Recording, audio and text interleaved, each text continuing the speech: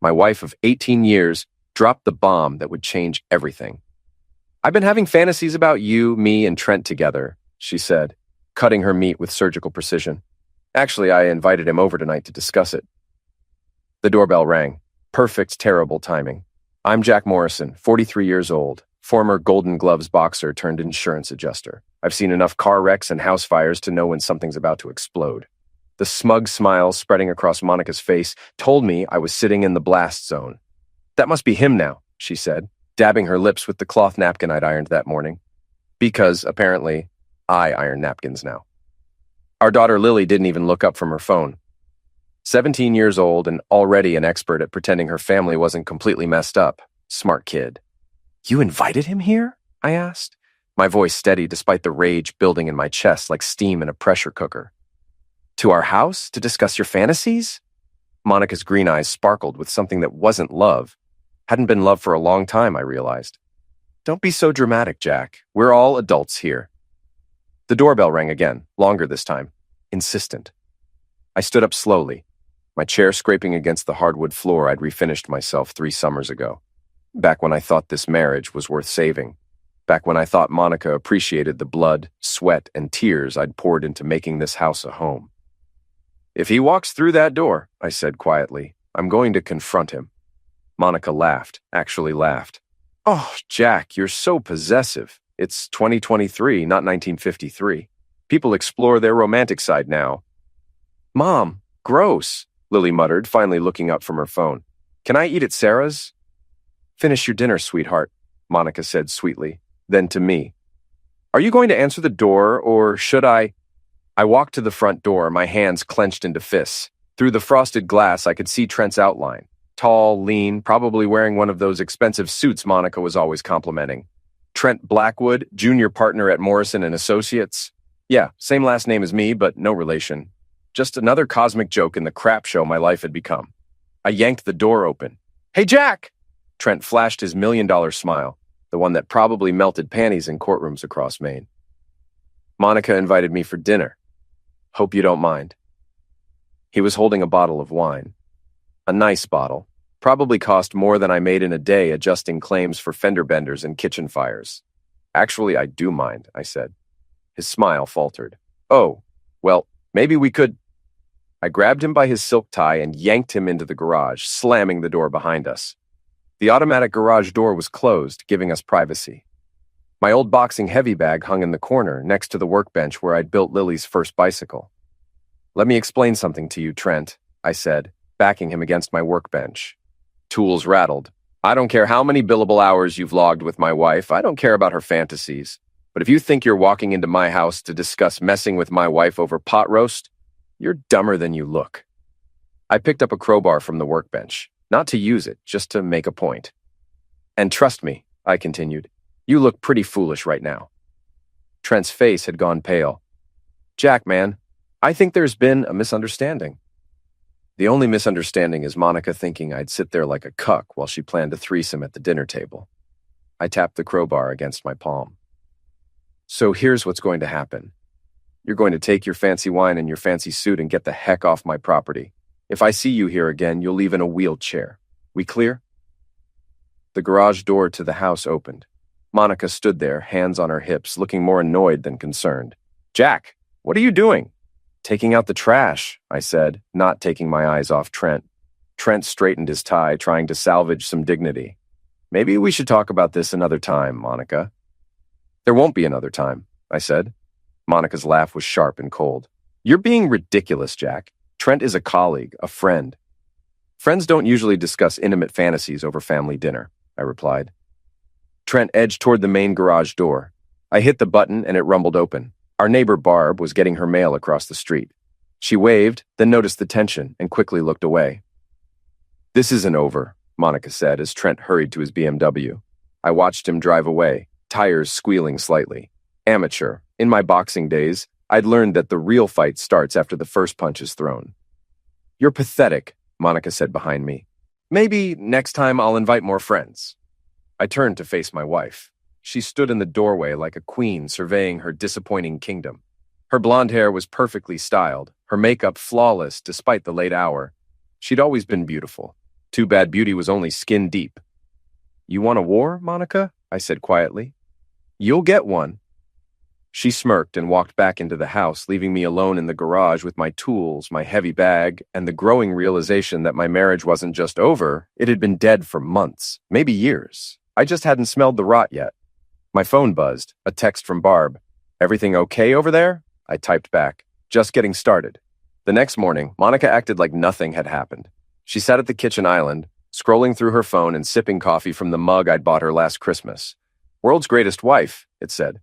The irony wasn't lost on me. I'm thinking of redecorating the bedroom, she said without looking up. Something more modern, less masculine. I was making eggs for Lily's breakfast, trying to maintain some normalcy in our rapidly deteriorating household. Masculine? You mean the furniture I built with my own hands? It's very rustic, Monica said, finally meeting my eyes. But I'm thinking we need a change. Fresh start. Lily stumbled into the kitchen, earbuds in, backpack slung over one shoulder. She grabbed a piece of toast and headed for the door. Breakfast, I called after her. I'll eat at school, she mumbled.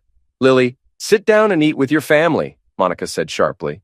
Our daughter stopped, pulled out one earbud, and looked between us. Even at 17, she could read the room better than most adults. Are you guys getting divorced? She asked bluntly. The question hung in the air like smoke from a house fire. Monica's coffee cup paused halfway to her lips. I kept scrambling eggs, the only sound the sizzle of butter in the pan. Don't be dramatic, Monica finally said. Your father and I are just exploring new dynamics in our relationship. Gross, Mom. Just say you're having a midlife crisis like a normal person. I couldn't help but smile. Lily had inherited my sarcasm and Monica's sharp tongue. Dangerous combination. After Lily left for school, Monica disappeared into her home office to prepare for court. I knew better. She was texting Trent, probably planning their next move. I'd seen the signs for months. Late nights at the office, new lingerie hidden in the back of her drawer, whispered phone calls that ended when I entered the room. I should have confronted her then, should have demanded the truth. Instead, I'd chosen to believe her lies because the alternative was admitting that everything I'd built was crumbling. But last night had changed everything. The mask was off. I drove to the boxing gym where I'd trained in my 20s before Monica convinced me that fighting was beneath someone with my intelligence. Mick's gym hadn't changed much, still smelled like sweat, leather, and broken dreams. The old man himself was working the heavy bag. His movements still sharp, despite being north of 70. Well, I'll be damned, Mick said, wiping sweat from his forehead with a towel. Jack Morrison. Thought you were too fancy for us working-class types these days. Never too fancy for you, Mick. He studied my face with the eyes of someone who'd seen a lot of fighters, both in the ring and out. Trouble at home? I told him about Monica's fantasy dinner, about Trent, about the slow dissolution of my marriage. Mick listened without judgment, occasionally nodding or grunting in understanding. Women like that, he said when I finished. They don't respect weakness. You've been playing defense for years, letting her call the shots. Time to go on offense. I threatened Trent with a crowbar. Pretty sure that counts as offense. Mick laughed. That was just a warning shot. Real fighting happens up here. He tapped his temple. You're smarter than both of them combined. Use that. I spent an hour working the heavy bag, my muscles remembering the rhythm even after all these years. Each punch was Monica's smug smile. Each combination was Trent's entitled grin. By the time I finished, my knuckles were raw, but my head was clear. When I got home, Monica was getting ready for some work function. She'd laid out a black dress on our bed, new, expensive, and cut to show off assets I'd apparently stopped appreciating. I'll be late tonight, she said, applying lipstick in the bathroom mirror. Office party? Will Trent be there? Her hand paused for just a second. Probably. He works at the firm, Jack. Right. Silly me. She turned to face me, her green eyes flashing with irritation. Are you going to be weird about this? Because I won't tolerate jealousy and paranoia. Wouldn't dream of it, I said. Have fun. After she left, I did something I'd never done before. I went through her things. Not proud of it, but desperate times and all that. In her nightstand drawer, under a stack of legal briefs, I found a receipt from the Marriott downtown. Room service for 2, champagne, strawberries. The date was last Tuesday when she'd supposedly been working late on the Henderson case. My hand shook as I photographed the receipt with my phone. 18 years of marriage, and it had come to this. gathering evidence like I was investigating an insurance fraud. But the real smoking tool was in her laptop bag. She'd forgotten to close her email, and there it was. Months of correspondence with Trent. Not just work emails, but personal messages that made my stomach turn. "Can't wait to feel you inside me again," read one from last week. "Jack suspects nothing. He's too busy playing handyman," read another. The worst part wasn't the explicit details of their affair. It was how they talked about me, like I was a joke, a pathetic husband too stupid to see what was happening under his own roof. I printed everything, every email, every text message thread I could access, every receipt and credit card statement that told the story of my wife's double life. The evidence filled a manila folder that I locked in my toolbox in the garage. Monica came home at 2 a.m, reeking of wine and cologne that wasn't mine. She slipped into bed thinking I was asleep. "How was the party?" I asked quietly. She stiffened. "Fine. Boring, actually. Trent there. I don't remember. I was networking with potential clients." I rolled over to face her in the dark. "Monica, do you love me?" The question seemed to surprise her. She was quiet for a long moment. "That's a complicated question, Jack." "No, it's not. It's the simplest question in the world." Another long pause. Then, "I love the life we've built. I love our family." "That's not what I asked." She turned away from me. "I'm tired, Jack. Can we talk about this tomorrow?" But I already had my answer, and tomorrow I was going to start doing something about it. Monica's work party was the following Friday at some upscale restaurant downtown. She'd made it clear I wasn't invited. "It's really more of a networking thing, honey." But Mick had other ideas. "You're going," he said during our training session that afternoon. "Time to see what you're really dealing with." "She doesn't want me there." "Since when do you need permission to attend your wife's work events?" He had a point. In the early years of our marriage, I'd been Monica's +1 to every firm function. Somewhere along the way, I'd become an embarrassment she preferred to hide. I showered, put on my best suit, the navy one Monica had picked out for her law school graduation, and drove downtown. The restaurant was one of those places where the portions are tiny and the prices are astronomical. Through the window, I could see Monica holding court near the bar, laughing at something Trent was whispering in her ear. The hostess tried to stop me, but I brushed past her. "I'm with the Morrison and Associates party." Monica's face went white when she saw me. Trent, on the other hand, looked like he might bolt for the emergency exit. "Jack," Monica said, her voice tight with forced cheer. "What a surprise!" "Thought I'd surprise my wife," I said loudly enough for nearby conversations to pause.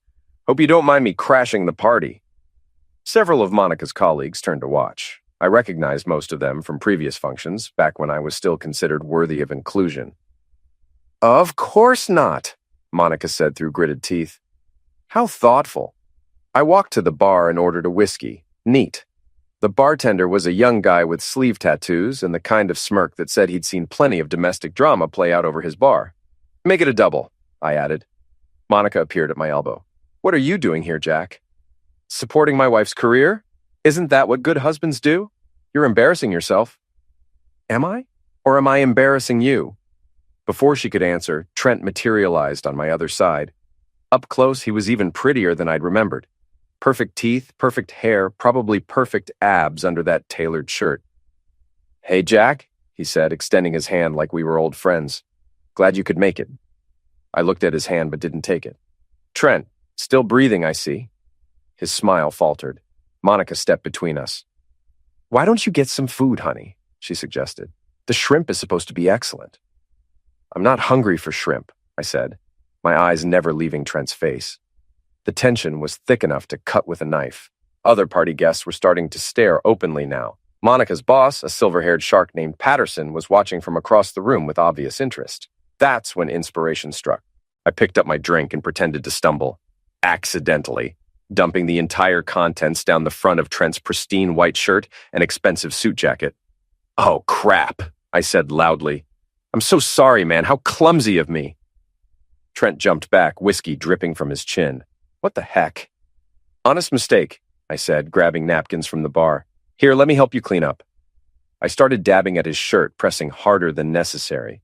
He tried to push my hands away, but I kept at it, making the stain worse.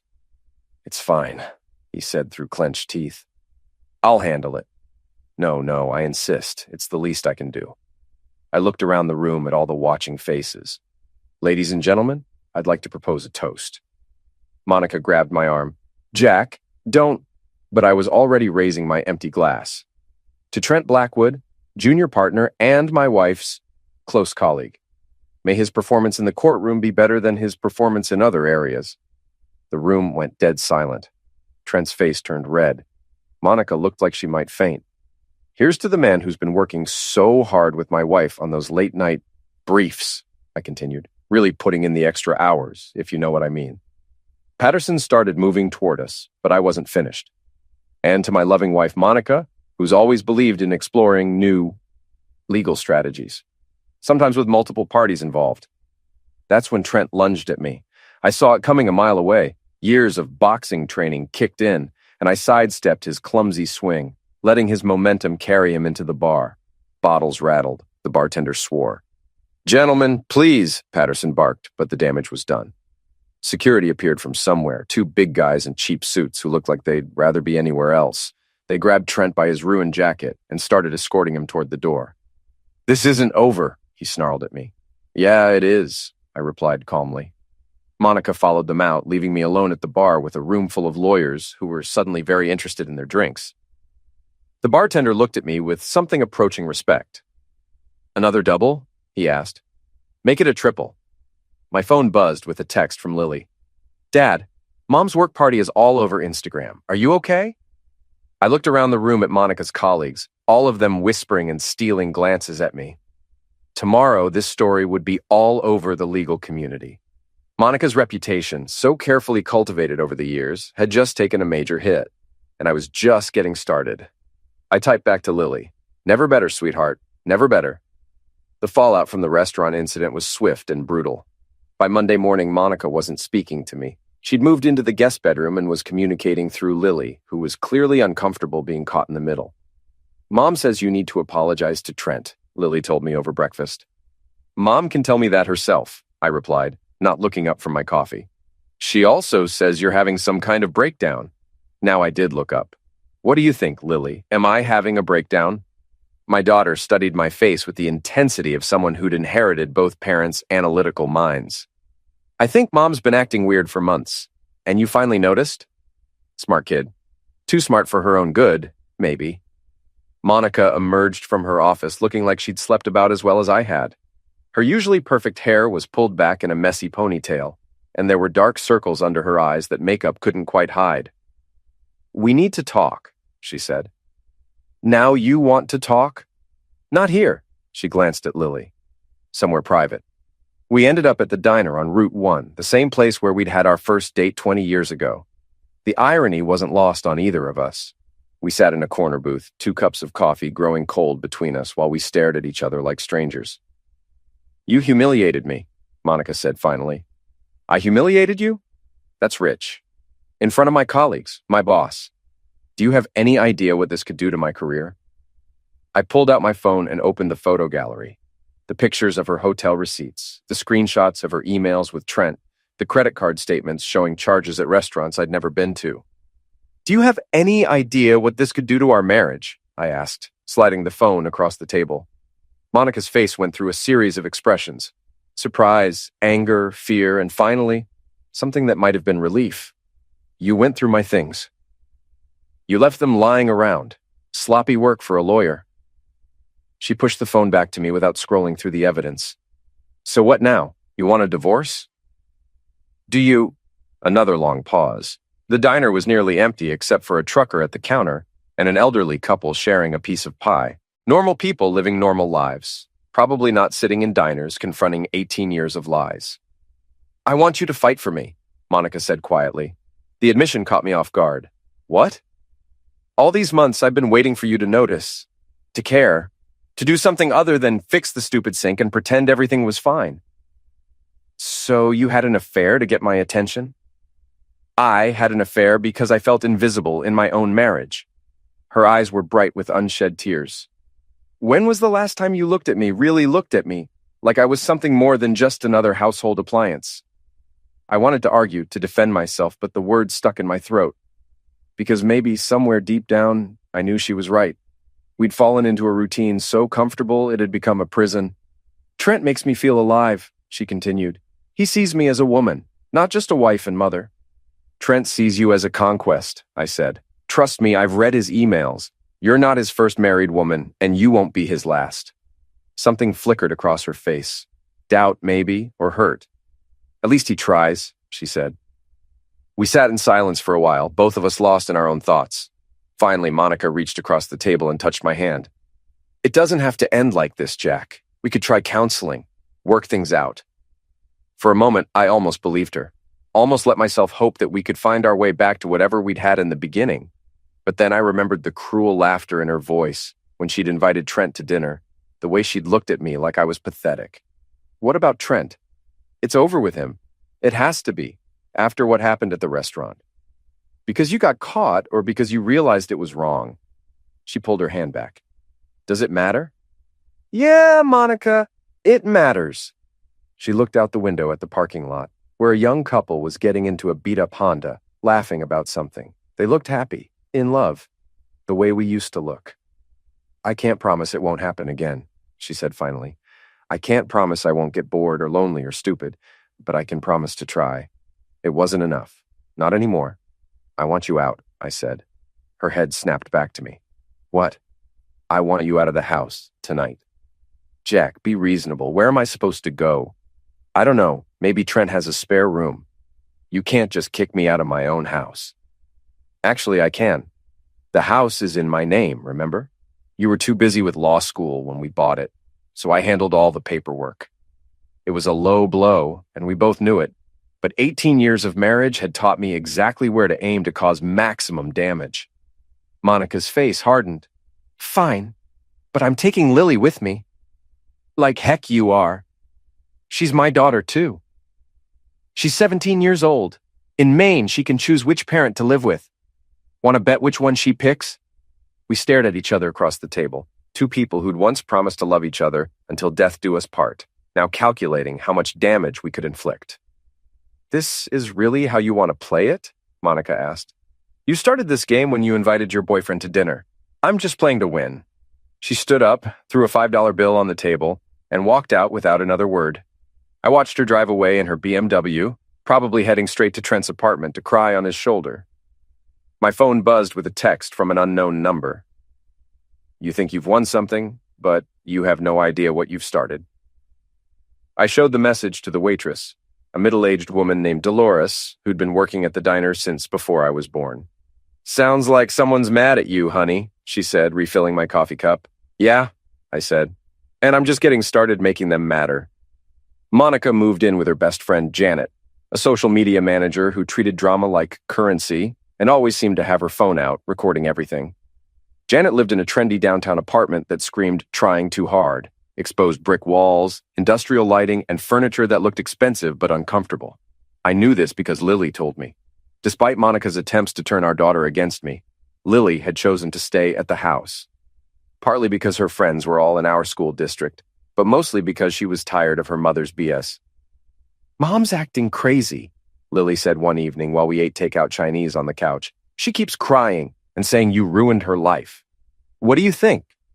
Lily considered this while twirling lo mein around her chopsticks. I think she ruined her own life when she started cheating on you. I'm not stupid, Dad. I knew something was going on. You never said anything. Would it have mattered? Adults never listen to kids about this stuff anyway. She had a point. At 17, Lily had already developed a cynicism that probably came from watching her parents' marriage slowly disintegrate. Are you okay with all this? I asked. She shrugged. Are you going to start dating other people? The question caught me off guard. I haven't really thought about it.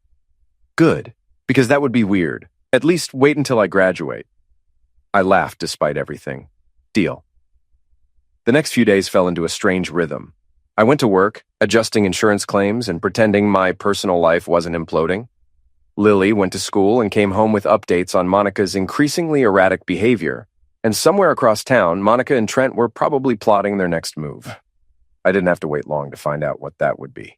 Thursday night, I was in the garage working on an old motorcycle I'd been restoring when 3 cars pulled into my driveway. Monica's BMW, Trent's Audi, and a Toyota I didn't recognize. Car doors slammed, and I could hear voices, angry voices, approaching. I wiped my hands on a shop rag and stepped outside. Monica was leading a small army.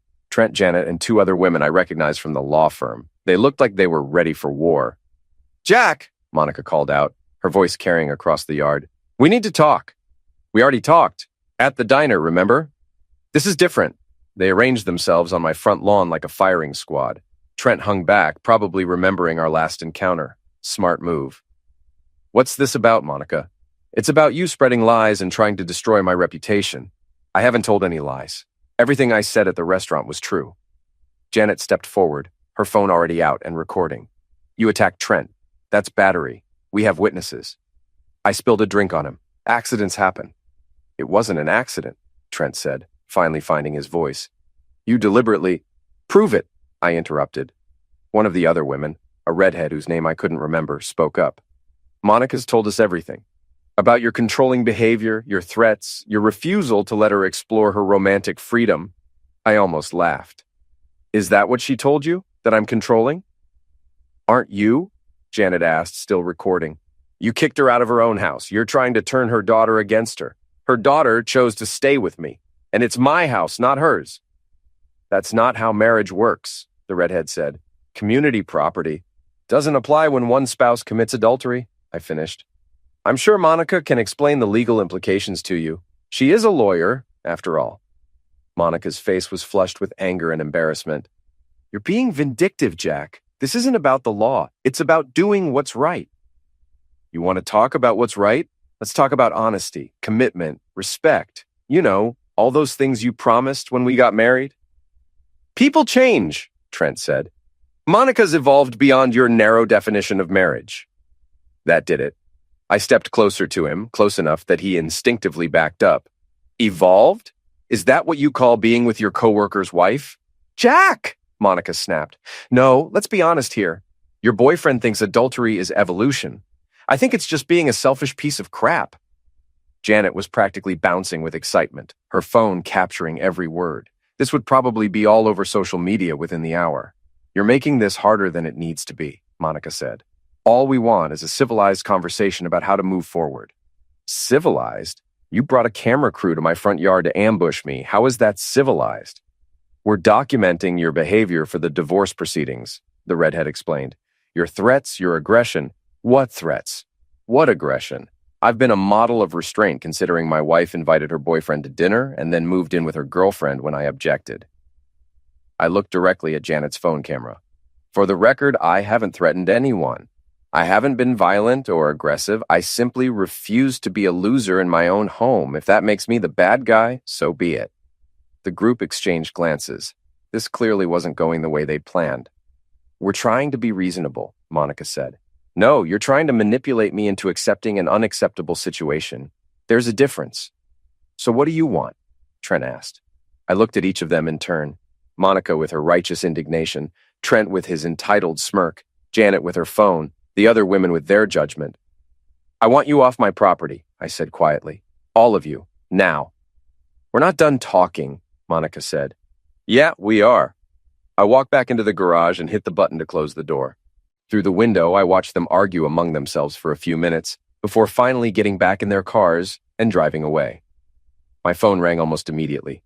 Barb from across the street. "You okay over there, Jack?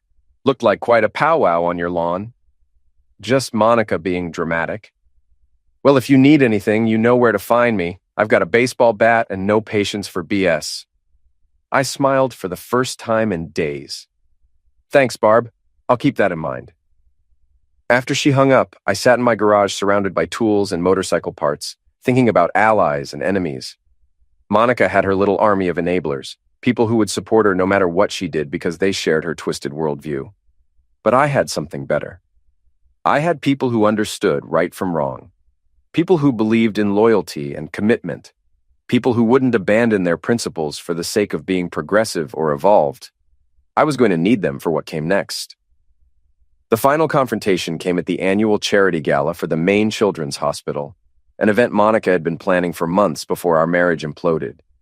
She was on the organizing committee, which meant she couldn't skip it without damaging her professional reputation even further. I wasn't supposed to be there.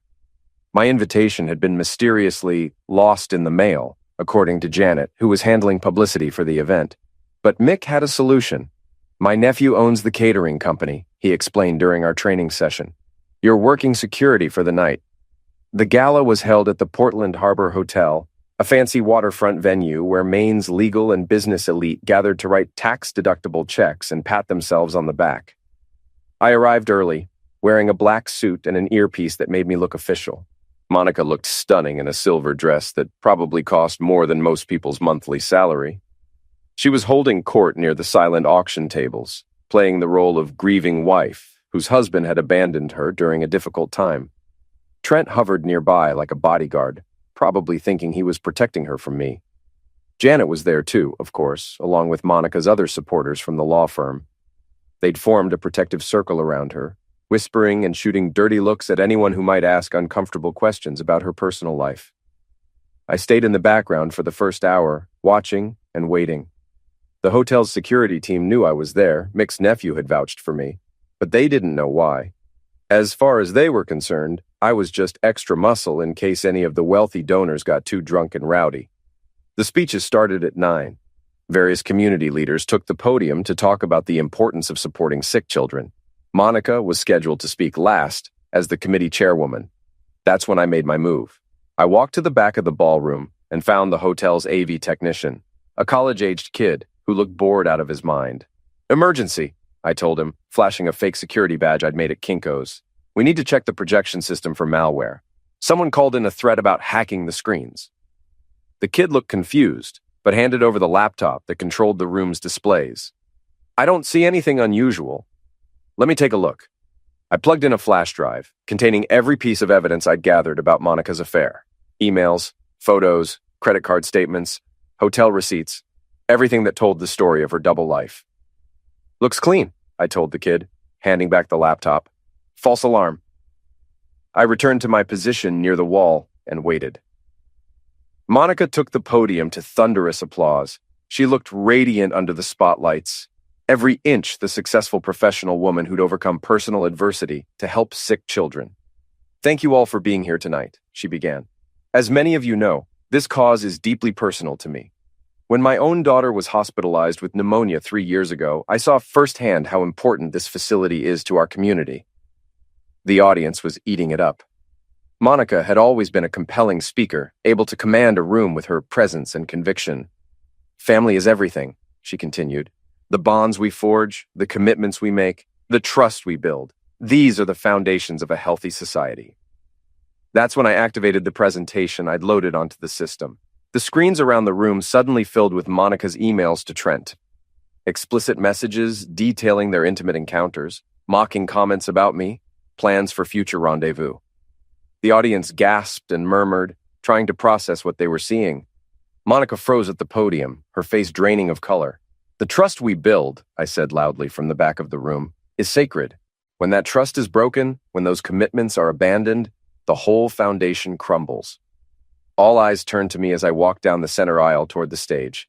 Monica gripped the podium like it was the only thing keeping her upright.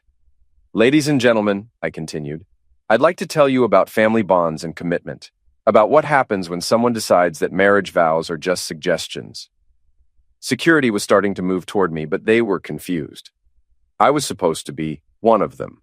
For 18 years, I said, my voice carrying clearly through the sound system, I believed in the woman standing at that podium. I built her a home with my own hands. I put her through law school. I raised her daughter and supported her career. The screens were now showing hotel receipts and credit card statements. The evidence was overwhelming and undeniable. And in return, I continued, she invited her lover to dinner at our kitchen table and asked me to participate in her intimate fantasies. The room erupted in shocked whispers and gasps. Monica tried to speak, but no words came out. Trent was pushing through the crowd, trying to reach the stage. Janet was frantically taking pictures with her phone, probably already composing social media posts about how I was harassing Monica. "This is harassment!" someone shouted from the audience. "No," I replied calmly. "This is truth. This is what happens when you mistake kindness for weakness, when you confuse patience with stupidity." I reached the stage and climbed the steps. Monica backed away from the podium, her silver dress shimmering under the lights. "You wanted everyone to see you as the victim," I said, taking the microphone. The poor wife whose husband couldn't handle her romantic liberation. But victims don't lie and cheat and manipulate. Victims don't destroy their families for the sake of a midlife crisis. The screens were now showing photographs I'd taken outside Trent's apartment building. Monica's car parked there overnight. The two of them kissing in the lobby. Evidence of a relationship that had been going on for months. So here's the truth, I announced to the stunned audience. My wife is an adulteress. Her lover is a predator who specializes in married women. And her friends are enablers who think betrayal is empowerment. Trent finally reached the stage, his face red with rage. That's enough. He swung at me just like he had at the restaurant. But this time I was ready.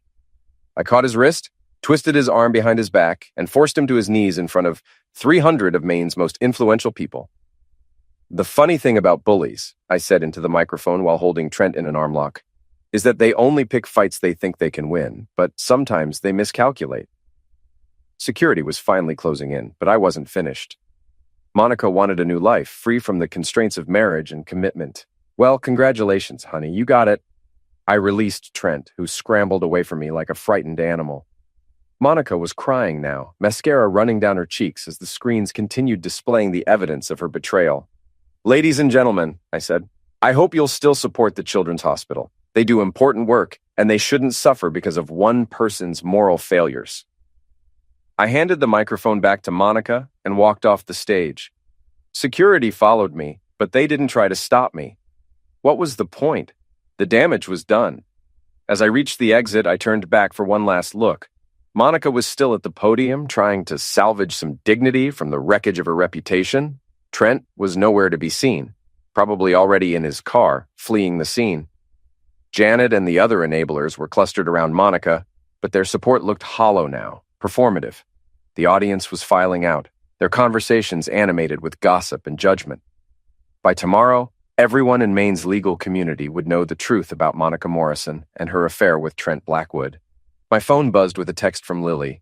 Dad, this is all over TikTok already. Are you okay? I typed back, never better, sweetheart. I'll be home soon. As I walked to my car, I felt something I hadn't experienced in months. Peace. The war was over. I'd won not through violence or cruelty, but through truth. Monica had wanted to destroy our marriage in public, so I'd given her exactly what she asked for. They'd wanted a villain. I'd just given them the show of a lifetime.